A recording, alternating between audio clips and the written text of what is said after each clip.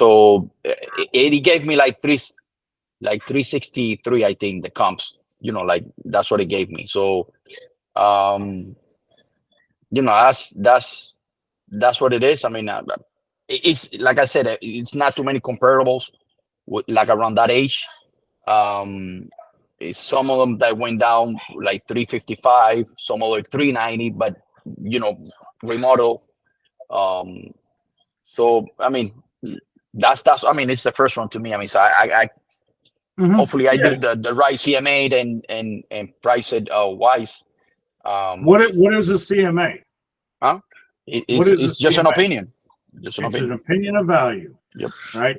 And we need to be able to articulate what that value is. And that's one of the reasons why I believe I'm successful when it comes to getting my values on houses, because whatever price we sell it at, if I can justify it to the appraiser, we're going to get value. Right. That's why we do the feature sheet. Right. That, it highlights it. Does that sell the house? No. I mean, not by itself. But if we have things like central vacuum, impact windows, right? New roof, right? These are all things that you can't really see typically, right? Mm-hmm. But does it provide value?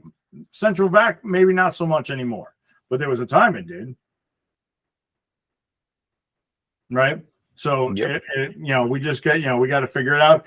And the more you do this, right? And this is for everybody. The more you do these things, the more CMAs, the more contracts, the more stuff that you do, right? The better off you get at it, right? I just signed a deal here a minute ago, all right, for a $2 million contract. I didn't bring the buyer. I didn't bring I know the seller, all right? $2 million contract. They're paying me 1% just to read the contract, right? Because I've done it enough that I can see the loopholes and what's going on and explain it to them, right? I didn't do anything. He's like, hey, listen, I'm going to pay you. What do you want? I'll do it for 1%. Who knows what 1% of $2 million is? That would be 1% too. Is 20,000. $20,000. Does anybody not want to read a contract for $20,000? Right? And it sounds silly, but it's about putting it out there. And this is what I want to kind of talk about tonight is what is stopping us from propelling ourselves forward. And a lot of it is the fear, right? And I would ask you guys, what is it about this industry or doing your job that you fear the most? Right. I want to talk about this a little bit because we all have fears. Right. So is there anything that you guys are afraid of right now or unsure of, whatever it is? Martha? I've never really written in concessions. So that would be my biggest. How do you go about doing it? Do you raise the price if it's your listing? I mean, I understand the idea of concessions, but I just don't know how to do it where it's beneficial. Okay. So we can talk about the mechanical portion of it, right? But the fear, let's just dive into that for a minute. You're worried about writing concessions. Now, when we're talking about concessions, you're talking about seller contributions towards closing costs. Yes. Okay. So is that something that's ever been done in this industry? All the time. 100%. So the first thing when it comes to the fear of it is it's being done all the time. And this is why I wanted to bring this stuff up, because we get hung up on these things, right? This fear of the concessions, and realistically, it's nothing to fear, because all we have to do is figure out what everybody, so many people have done before us, and how does this work? Now we know, and one of the reasons why I'm not concerned and have not been concerned about the lawsuit, I was never concerned about getting my fee from the buyer side, because I know the value that I bring. Mm-hmm. Right. And as we've talked about before, the cost is only an issue in the absence of value. Can we agree on that? Mm-hmm. So I have to sell that value now, in this case, Martha, to the listing agent that my buyer needs X amount of dollars in compensation, right? So when I'm trying to figure this thing out as far as compensation, my first question is to the lender, right? The lender is the person that has driven into that person's financial background, right? They've pulled the credit, right? They've pulled credit. They have pulled all their financial documents, right? They've pulled all these different components together to know their financial makeup so that they know what exactly it is that they need to get this thing done. Now, we've already agreed on the fact that when we get a pre-approval, it's based on the principal, interest, taxes, and then the insurance, right? But that's a general thing. They're going to look at the house. If we're an FHA buyer, there's a good chance we're pretty close on the numbers. But they're going to take this specific house now and make sure it works, right? So before you write the offer, right, Martha, right, I'm going to call them. We have a $300,000 approval, Mr. Lender or Mrs. Lender, whatever it is. Here's what we have. They really want this house. What do I need to make this thing work? Right now, while the lender is doing that, right, they're checking that. I am getting quotes from my insurance person, right? So I know what we have to work with. Now, we can manipulate the insurance, right? If we go with a higher deductible, our rates come down, right? So we can play with that. If we have lot insurance here that we work with, they do a great job, okay? And they'll help us out when we're trying to, get those numbers straight. Then, we get that. And while they're working on those numbers and the lender's working on theirs, I'm working on the CMA, right? Because what if I have a house and it's listed at 300,000, but I can look at it and I realize that this is a fire sale and it really should be 325 or 350, right? It doesn't happen very often, but it does happen, right? I have a lot more room to work with. But I'm also probably not going to get the seller concessions, right? So I have to look at, the total package, but it's not going to hurt anybody to ask for the seller concessions. Does that make sense? Yeah. As far as the technical way to write it, when you have the scenario there, Martha, we'll go into that. But I want to point out, for those of you that didn't catch it, we're talking about the fears that stop us, right? And if writing an offer with the seller concessions is what we fear, plenty of people have done that before us. All right, so we can dive into it. But does that make sense? Now, when we take it and we break it down into those steps, call the lender, call the insurance company, do a solid CMA, is there really anything to fear about it? No, it's not. I might not be, well versed.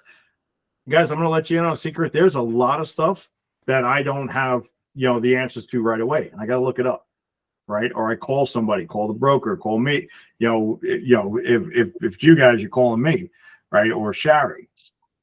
Okay. But the answers are there. The one thing I can tell you is in all of the transactions that are done across the country on a yearly basis, all right, there's somebody that's been in a similar situation to you guys.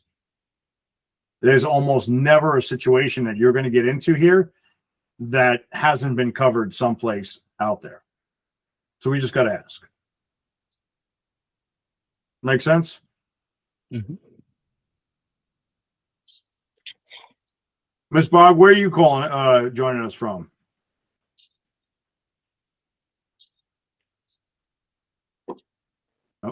Marjolisa, you mean me? Yeah, Marjolisa, sorry. I'm in Loxahatchee. I'm down the street from Shari. Oh, okay. All right. Very cool. I know Shari will be joining us here in a minute. Yeah. So we were talking about the things that slow us down, the fears that we have in this industry. Does Mhm. anybody? So, do you have you ever encountered any fears while you're doing this job? Well, since the new program, I have got a lot of pushback on buyers don't want to sign the buyer's broker agreement. And why do you think that is? Um, I don't know. I try to educate them that this is the new law. And for instance, I had a rental listing and somebody found me in Zillow and they wanted to go see it. And I told her, if she doesn't want to sign the broker agreement, we have to do a showing agreement. Mm-hmm. And it's like pulling teeth to get her to sign it. She's like, oh, after I see that. And I'm like, no, the law is you have to sign it before I even leave my house.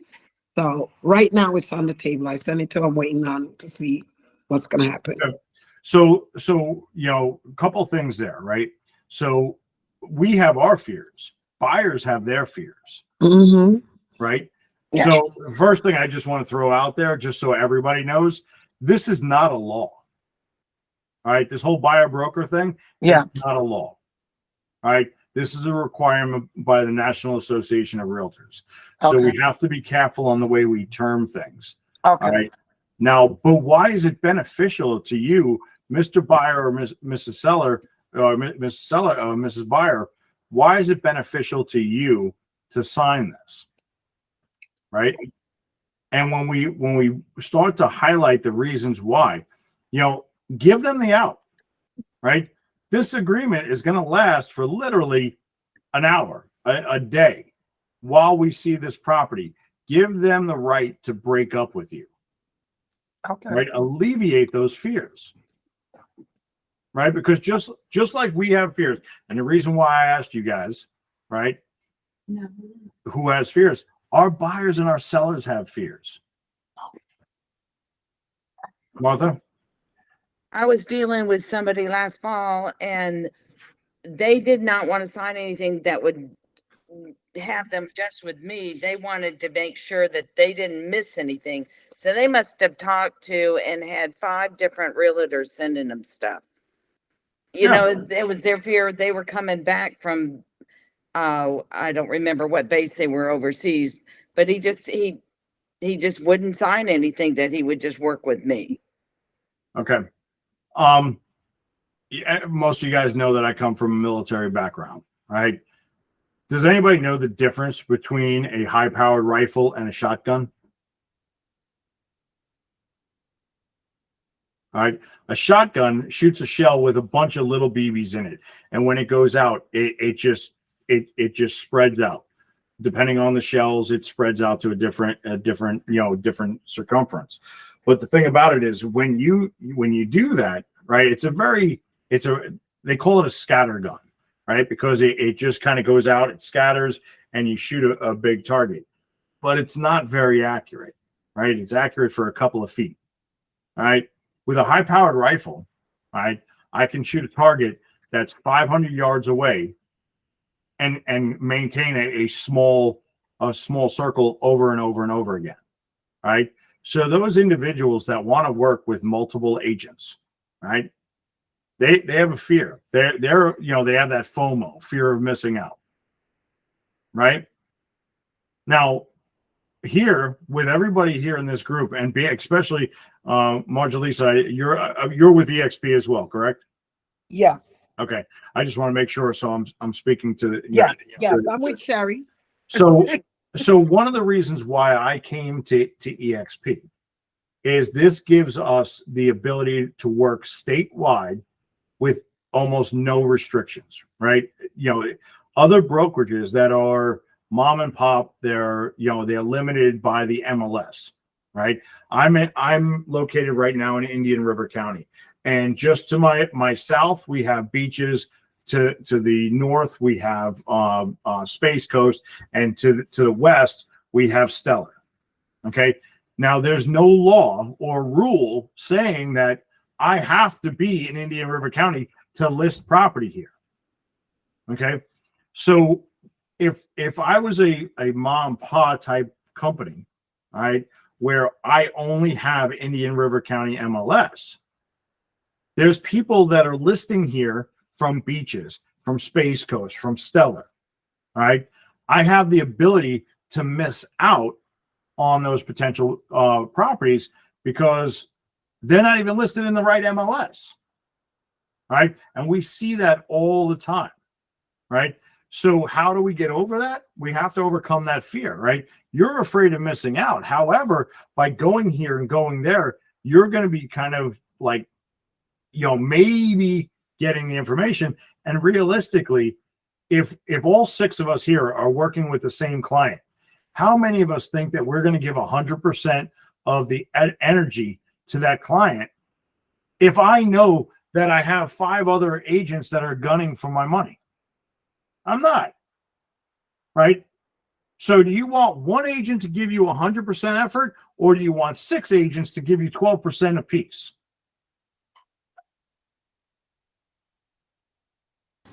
But a lot of times that's what they do though. They jump around and when you said to them, are you working with an agent? No, not really. Okay. So right. So, and this brings me back to the fear aspect, right? So you are nervous about because they don't want to sign the agreement, but you're afraid because you're going to lose a potential buyer. Yes. Right. But yes. if they won't sign a showing agreement to go into one house for one day, are they going to sign a contract with you? No. Right. So were they really ever a true buyer if they're not even willing to sign a commitment to you to work with you? You're not even, I mean, the agreement says unless you put a retainer fee in there, it says that you get paid only if you find them the house. Right? I have no problems. I would much rather have that buyer agreement, and I'd rather have 5 people with signed buyer agreements that I know I'm going to work with than 25 people that can go and sign with anybody. Right? Yeah. I mean, does that make sense? Yes. So sometimes those fears we have to let them go. Once you guys get used to getting this buyer broker agreement, right? The only reason why it's an issue right now is because it was national news. Right? Only reason, right? Back in I don't know, it's got to be about 15 years ago. The New York Post came out with an article about how it was unsafe to have the like Zillow and these types of companies with pictures of your house because people can vandalize your home and rob your home because they know what's in it. Right? So they went and did all this stupid stuff. So now you have people that are like, "Oh, I need the pictures taken out of the off the internet. I don't want people seeing the inside of my house." What happened after you purchase a house? You change things up. You change everything. Furniture changes. Your belongings change. If I see a listing from 6 months ago, right, none of that stuff is still there. Right. So it's a silly thing to be afraid of, but everybody was afraid of it. Now, does it help if everybody took the pictures out of the listings? Think about this, right? If every agent, and that's what we did every time we sold a house, the minute it went under contract, we removed all the pictures. What would that do to our pricing? It didn't increase it, wouldn't it? It would increase it? Yeah. Why would you say it would increase it? Well, if you took everything out, I guess. Well, how do we judge a house and see if it's comparable? Well, no, I'm asking you, how do we see if it's comparable? Right? If I go into a house and I'm doing a listing appointment and I have beautiful waterfall quartz island and countertops, beautiful upgraded shaker cabinets, soft close, right? We got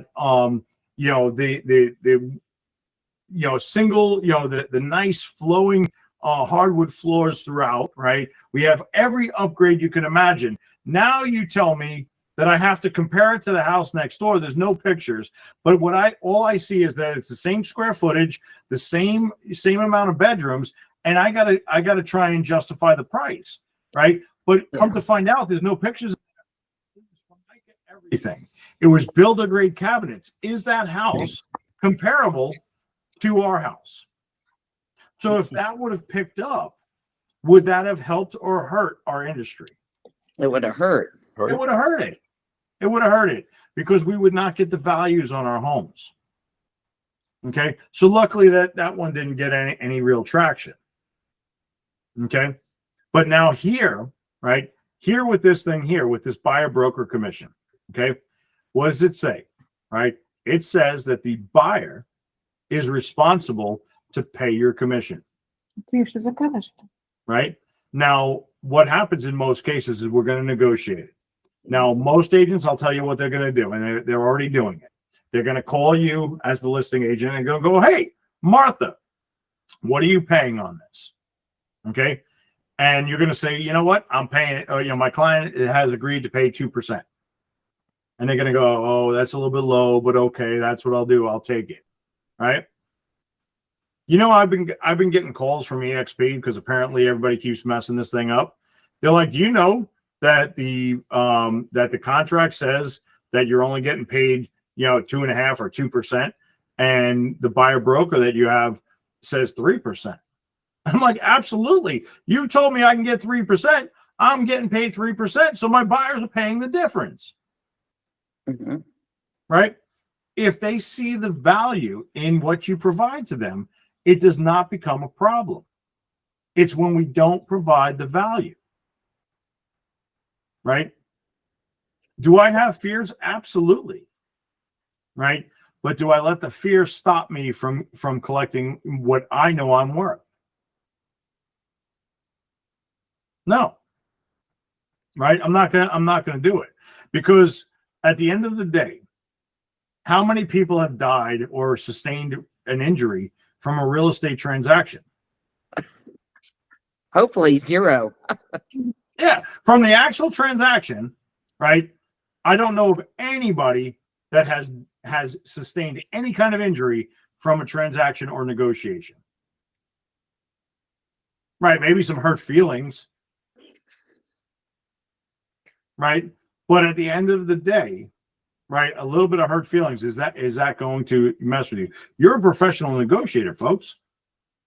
Yeah. Right? Daniel and I, we met, down in Naples, right? Or not Naples, in Plant City, right? Had lunch, met his wife, right? If I sat there across the table and I said, Daniel, I don't like your beard, right? I mean, now it would have been rude to say something like that, but at the end of the day, would that have sustained him any physical injury? No. Right? It sounds silly, right?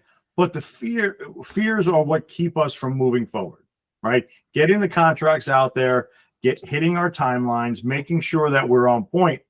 We're golden, right? I just had a stupid little land contract we just did, and it took me like 4 days to negotiate this thing, and it's a $79,000 piece of property. And it took 4 days because the other agent, who was I represent the buyer, this listing agent kept calling me up. Oh, she's really nervous. She wants to know who you're going to use for inspections. Why do you need due diligence? It's your job to let them know, right? Does the buyer have the right to do their due diligence and do inspections? Mm-hmm. Absolutely. Does the seller have any right to dictate who they use for their inspections? No. No. As long as I can verify the financing and that we're moving forward, the seller just has to say, do I like the terms or not? Right? She wanted us to do our due diligence before we wrote the contract.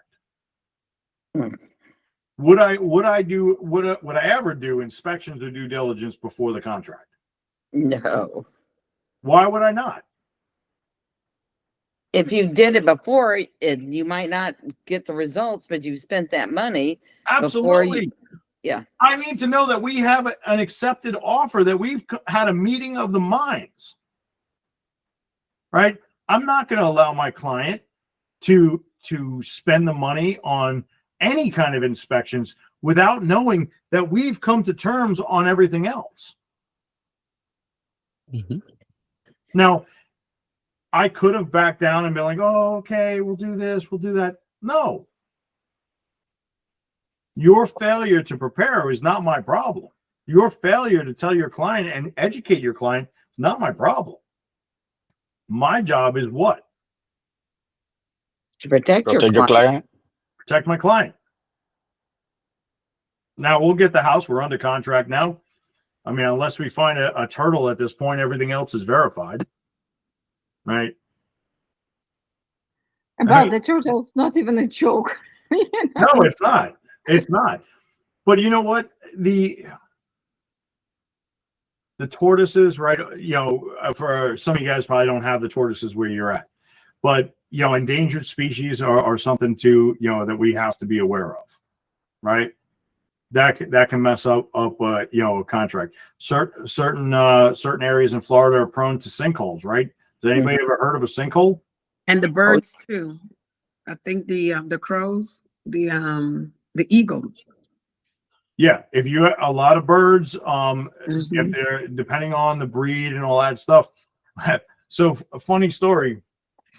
I was doing a training exercise in Camp Lejeune, okay, and we were young dumb Marines, all right, and somebody, not me, but somebody decided it would be a good idea as we were dug into a defensive position to light up a cigarette. Oh. Okay. Any idea what happens when you light a cigarette and you're in a defensive position in a military unit?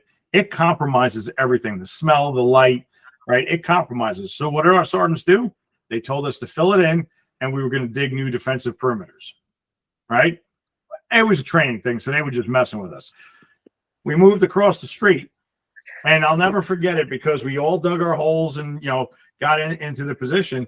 And as the light came up, right, as the you know, the sunrise came up, all of a sudden we realized we were surrounded by signs that said $25,000 fine for any disturbance to the ground, you know, in the area, because there was some endangered woodpecker. Right? Oh my God. What do you think we did next? We filled in those holes that made it look like we were never there. Okay. But we have to know what, you know, we didn't know. We were just told to dig holes, and we did. Right. But that was something silly. With buying a house, there's long-term ramifications. So I need to protect my clients. Right. Mhm. So if an agent, now granted, you know, hopefully we'll be dealing with that agent again. So we don't want to go full on nuclear, but we have to let them know that we're protecting our clients. Does that make sense? Mm-hmm. My biggest fear when it comes to this is going to be that I miss something, right? Miss something, whether it's, you know, something on a contract, whatever it is. So when I'm doing this stuff, I'm constantly sending stuff over to Ken. He's checking it. You know, you got Shari in the background. I've been doing this, you know, for 12 years, written a lot of contracts, but I still want to make sure that all my T's are crossed, my I's are dotted. Does that make sense? Yes. What happens if I miss a signature or initial on a contract? Hopefully Ken can miss- catches it. Well, Yeah. what if everybody misses it? It's not a, You can mess up the deal. It can become voidable. Mhm. Okay. Now, what happens if I miss something and my client, either on the buyer or seller side, I don't really care. What happens if they lose the house that they really want? They're not going to trust you. No, they're not going to trust me. Now, luckily, knock on wood, when we've had issues, and it's always been because I'm thorough, it's always been on the other side that they decide to do something shady. Now, we had an issue, I don't know, 3 years ago, I guess it was. Clients of mine, they were buying a house in the Orlando area. They went under contract. We get there. They actually, they saw the house, went back. They were relocating from Nevada. Okay. So Las Vegas. So they're driving here from Las Vegas in a moving truck full of all their belongings. And I forget if it was a day or 2 days before settlement. The seller says, "We're not signing." Now, why they were not signing is a whole other story for another day over a drink. But they decided not to sign. Okay. Do they have the right to do that? Yes. You say yes. Anybody say no? Absolutely yes. not. Yeah. You're saying yes? Yeah. Absolutely not. This is a contract. This is not a suggestion. They do not have the ability to back out of the contract at that point. Well, mean- not if they hadn't signed, what part hadn't they signed? No, they signed everything. We were 2 days before settlement. Okay. Okay. The contract says that they commit to allowing you to do your inspections and that they will be there to sign on the settlement day. That's why it says settlement on or before January 1st or whatever it is. Okay. It's not a suggestion. Right. So what did I do? I said, okay, my clients were upset. They had to put their stuff in storage. I had to get them a rental. Obviously, it is what it is. So I got them. Not only did I get them their all of their EMD back, okay, I got them another $20-something thousand in damages, and I went and found them another house. And because the interest rates actually dropped, we got them a better interest rate on a better house, and they were happy, right? Because not only that, but they now had $20-something thousand to do some, fixing up around the house. So How they're could they just not sign? Well, that's a whole other thing. They apparently it was a divorce situation. The listing agent was the husband. He never told the wife he was doing it. So it was a whole, but it didn't matter. So so that's not my at that point it's not my problem. But this is also why it's super important when you're on the side of your clients. You want to make sure that all the signing parties, who they are, right? I'm gonna come down to Lauren's house and list her house for her. Turns out that she's married and she didn't tell me she had a husband, right? But I was dumb enough not to check the tax records and see if there was anybody else on the tax records. Make sense? So we want to ask the questions. Now, let's just say in this case, right? Well, Daniel, you're married, right? Mm-hmm. You have a house that you're building. Is that just in your name, or you and your wife? It's under the corporation. Corporation. Okay. So if you were to own that, let's just say it was you bought it, right? Daniel Vasquez bought it on his own. Just you own it. Okay. Mm-hmm. Your wife is not part of on the deed. Does she have to sign anything if you decide to sell it? Nope. Are you sure? Yeah. If it's under my name only, yes. I thought once you were a spouse, no matter if you sign or sign not, your spouse still is entitled to. They have on the loan or anything. Okay, so not on the loan, but if Daniel can afford it, she has to sign an affidavit. Yes. If he's purchasing it, understanding he's taking out new debt, or if he's selling it, she has to sign an affidavit stating that she understands that he dissolved the debt. Yeah.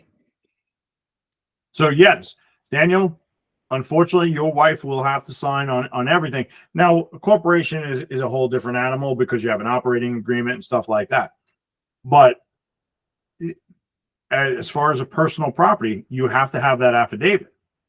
Now, we do this stuff, right? And we have Ken and Shari and people backing us up because, we had one a while back and the woman wanted to purchase a house.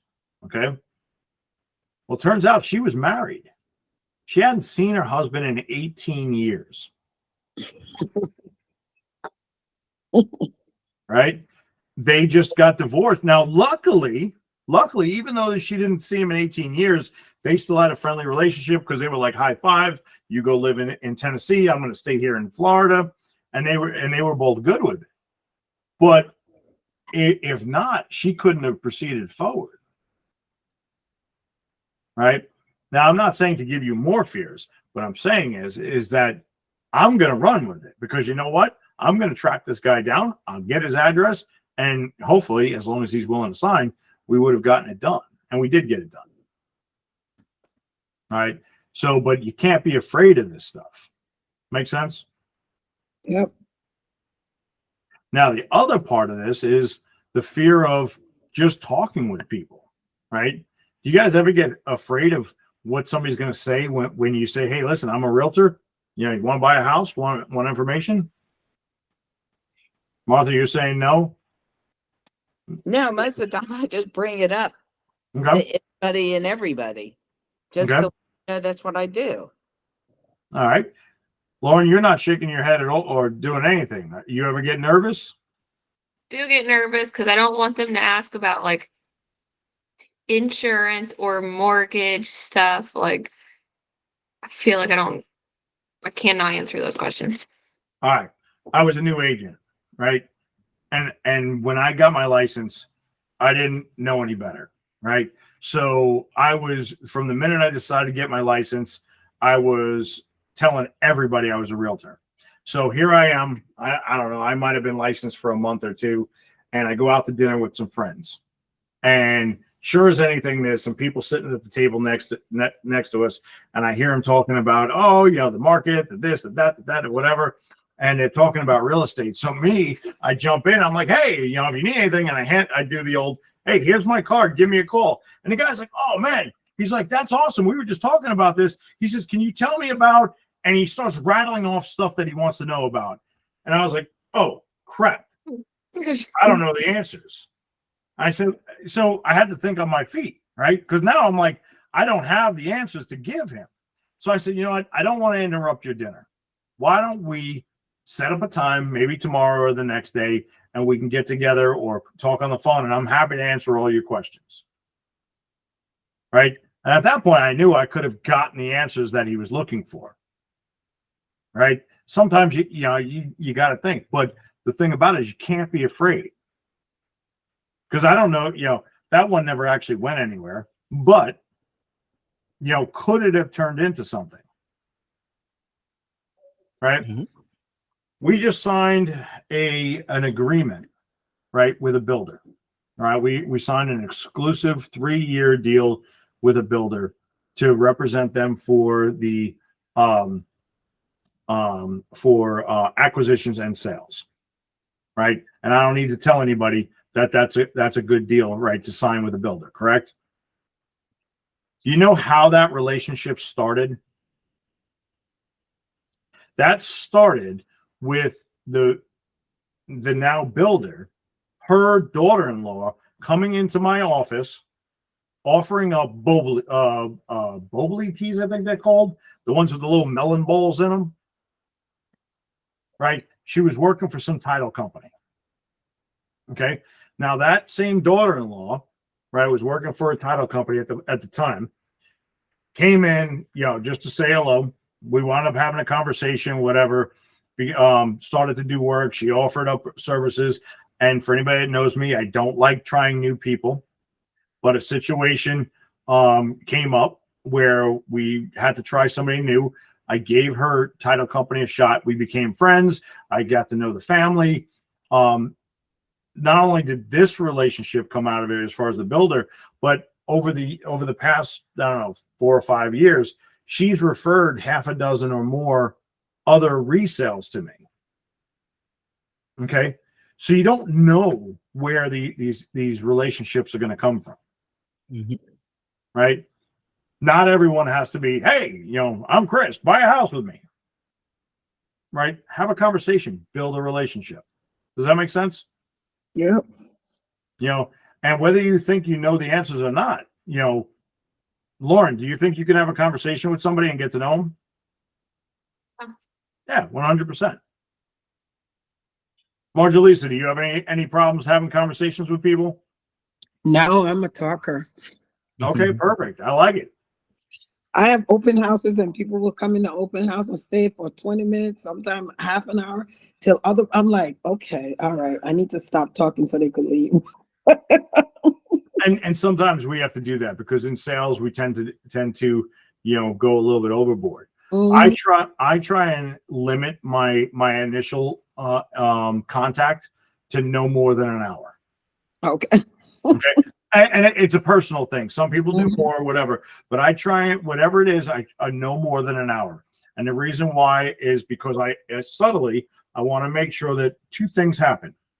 One, I want to make sure that they understand that I'm respectful of their time. And I'm also protective of my time. True. Okay. I don't want somebody that is going to call me reactive. I have fired a few clients over the years because they're like, oh my God, Chris, I got to see the house in 12 minutes. Yeah. Right. I'm not doing that. Right. And I run the risk when I tell somebody I'm not going to show up in 12 minutes, I run the risk that they won't talk to me again or buy a house with me. But it's a calculated risk. So the fear that I might lose the client, which they're not really a client if they're that demanding, right? Right. The fear, would be losing the client. But my self-worth tells me that I need to be protective of my time. Mm-hmm. Does that make sense? Yep. So I wanted to bring this stuff up, tonight about the fears because I want you guys to understand that your buyers and sellers are experiencing the fear also, and they're looking for you to be that lighthouse in the storm. Yes. That's why we get paid. Make sense? Mm-hmm. Now, everyone here, I know you guys are good people. Do you think that you could give positive advice in some aspect to your clients? Yes. Yeah. And what happens if you don't know an answer to a question? You Trying to don't find out. get it out. Yeah. Carry a notepad. You know what? I'm not 100% sure on that. Let me get back to you. Yep. Right? Does anybody here think that you're going to, for the rest of your career, do you think that you're going to go through the rest of your career and not get asked a question that you don't have the answer to? No, you're going to get them. I don't care how many houses you've sold. I don't care, how much training you go to. You're going to get asked a question that you don't know. So true. I'm not afraid of not knowing the answer. I'm afraid of, missing the opportunity to develop a relationship. Yeah. Right? Does that make sense? Mm-hmm. So anybody have any thoughts? I mean, we're all afraid of something, and that's kind of, we all have in different aspects, or different actions. This might be different fears. For example, the phone calls or listing appointments or like writing the contracts. So the point is maybe it's worth to be honest to yourself and just put together. So what is my deepest fear about the phone calls? So what I'm afraid when calling me and when I'm calling to people, what I do afraid of. What they ask me about their interest rates or about their mortgage or about something else. And then it will be easier than, for example, listing appointments. What's freaked me out? And same thing like contracts. And if we'll give this answers and at least like a three different, or 1 to 3, like if I'm afraid the most, I'm not sure about, and I need more something, I do need to know the answer, and now I'm not 100% sure about this. Then we can in advance develop the answers if this pop out. Not that you will know all the answers, but you will have like some sort of automation script that, okay, you know what, that's a very good question. I will contact with my colleague who's expert in whatever field, and I will come back to you tomorrow or today in the 2 hours as soon as I get the answer. So I think that will give us like opportunity to be prepared. From my personal experience, of course, it's like I have a bit like a huge background with working with healthcare management, and they're like people who are actually living with by law. You know, everything it should be a number of the law, the number of the article, and like word by word, they were certain lawyers in a court. So when and I'm going from private sector. I'm not like specific a lawyer of the healthcare management. But with time, I developed the scripts. Of course, I developed my knowledge base, but mainly I developed the scripts, what I will answer if. And with time, it's becoming the automation. I don't even think about this. It's like I'm not riding bicycle, so I have no idea how it's riding bicycle, but it's like swimming, it's like skiing, it's like brushing your teeth. You're not thinking about this. You know, you open the door, you do know the key for your door. You don't looking for the key with after the year you live in the house. So same thing here. Just find your automation answer to this question. Don't dig deeper, because you don't need to become an expert in the mortgage, interest rate, appraisal, or everything else. We have a people who are experts already, and they will willing and help you each time, or help me, or help increase to find any answers we need to any question that our clients may raise. Yeah, makes sense. We miss 100% of the shots we don't take. Mm-hmm. Make sense? Yes. So we just have to put those fears on the side sometime and not let them disable us. Right? I've seen people too many times, buyers, sellers, realtors, that they just get handicapped by their fears. Right? I don't understand it. You'll see a lot of that with people that have never left their hometown. Right? I don't understand it. We had beautiful, beautiful beaches in Maryland, on the Eastern Shore. People would not go over that Bay Bridge because they were afraid of it. Doesn't make sense to me. Same thing here, except for the Bay Bridge, you can actually fall off of that. Here, you're not going to get hurt by making phone calls. Make sense? May I ask, what was the worstest that you heard by the phone that you could remember? The worstest phone call ever. That was painful. Well, I'll tell you what, one that took me off guard, right? We did a 7-acre piece of property not too long ago, all right? With a little 1-bedroom, 1-bath, modular home on it, 7 acres in the middle of Yeehaw Junction. For anybody that doesn't know that, right? It's Okeechobee. It's right where the Florida Turnpike comes together. Oh my God, I want to live there. I love that area. Stand by. All right. Just hold that thought. Okay. All right. So we list it. Now we're on our way to the listing appointment. All right. I kid you not. The reason why the guy is selling it, I'm meeting the personal representative. Okay. He has a personal representative because the owner of the property is in jail for killing his wife. All right. And he needs the money for the defense. The daughter, now the wife is dead. The daughter was arrested for robbing the house after she died. Okay. The boyfriend goes to jail for unrelated drug and assault charges. Okay. We finally find a buyer. He's like, I don't care about that. The only thing I'm concerned with is the survey. We had it surveyed. Everything is good. All right.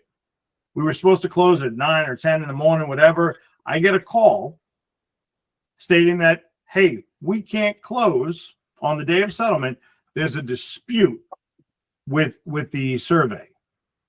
You found that out now? So of course I'm on the phone. Whoa, what's going on? In the middle of the night, somebody that had no business, no part of the contract, turns out it was a neighbor, he decided that he was going to cut down the fence, drag it 50 feet onto the property, and steal part of the property. Right? I mean, who can prepare for that scenario? It's crazy. Right? But the thing about it is, after doing this, I built up a lot of stories because I'm out there doing it. And you will build up your stories and your experience as well. Make sense? And nobody was ever in danger. The guy that killed her was in jail, so we're good. Sure, do you still want to live there? Oh my God. I'm like, wait, what? I mean, And there was an alligator out Yes, on the list. that's the best part of the story. We had to, Right? first time I had to wrestle an alligator and get it off the property. So I didn't actually Well, wrestle I have it. alligators in my canal. I've seen a couple. Yeah, but this one was like a dog. It would chase people around. Oh yeah, no, we don't have that. So, Not yet, anyway. but the thing about it is, any one of those aspects, we could have gotten scared and ran away from the sale. We wouldn't have been doing right by the seller, by the buyers, and we would have been justified. Hey, listen, I'm not dealing with a gator. I'm not dealing with felons. I'm not dealing with this, right? You have to figure out your comfort level. But the fear was never something we had to, and at least for me, I didn't have to worry about. Right? Because that's something I pushed past. Make sense? So Chris, there's something that, we all have to work through. Tina always says to me, what's the fear and what's the reality? And like I said, and I've said this before, no, it's not my fault or anything to do with me, but I got to tell you, 99% of the time, nobody cares about me. I know it's a shocking thing, but it usually has nothing to do with me.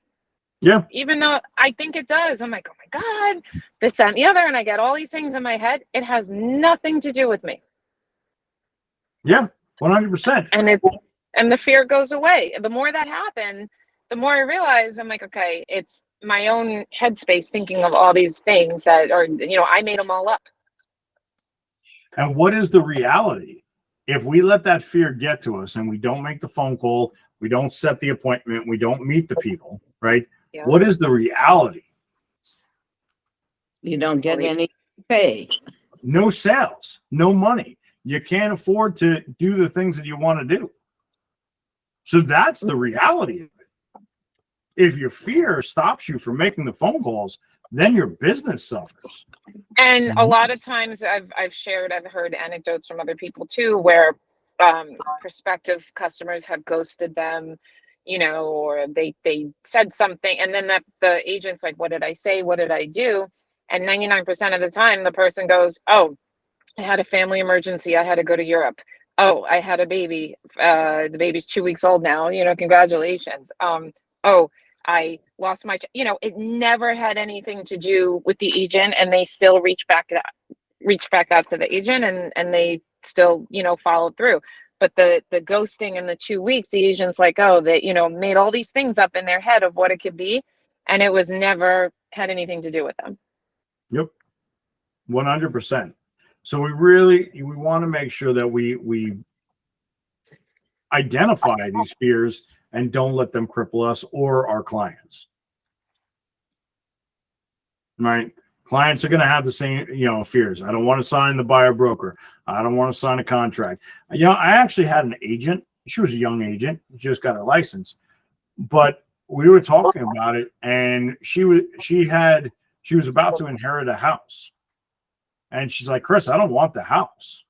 I'm like, are you out of your mind?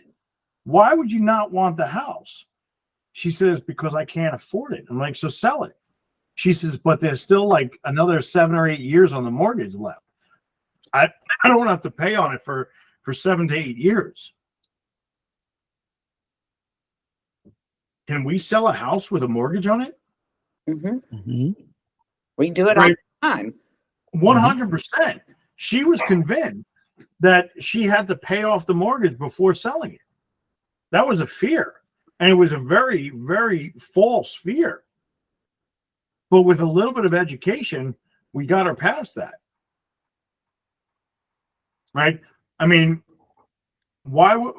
if we don't ask the questions and we don't find out what the fear is, this is why we have to ask our clients the questions.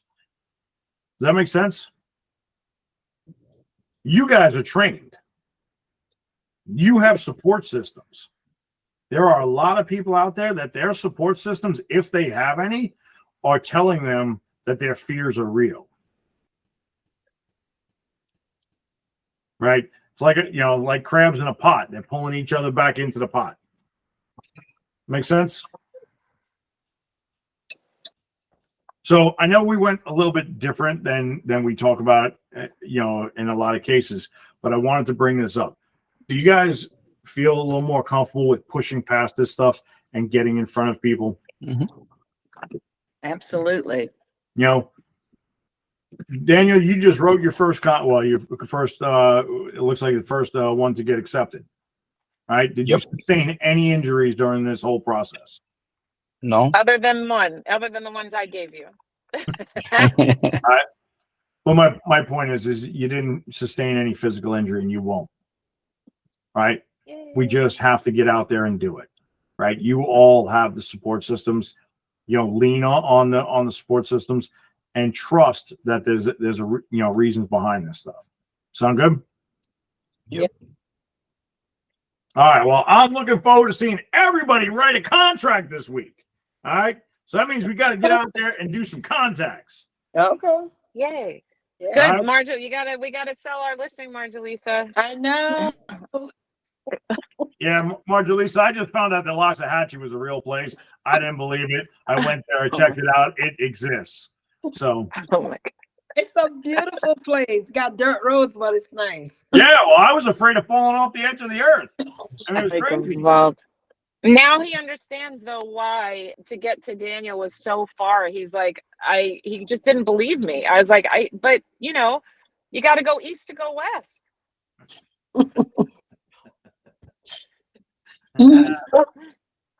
But anyway, no, all kidding aside though, does this all make sense for everybody? Yes, it does. Mm-hmm.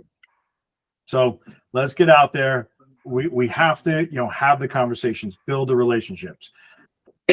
One of the things that we've kind of we talk about, but I know I haven't said lately, we need to build our top 50.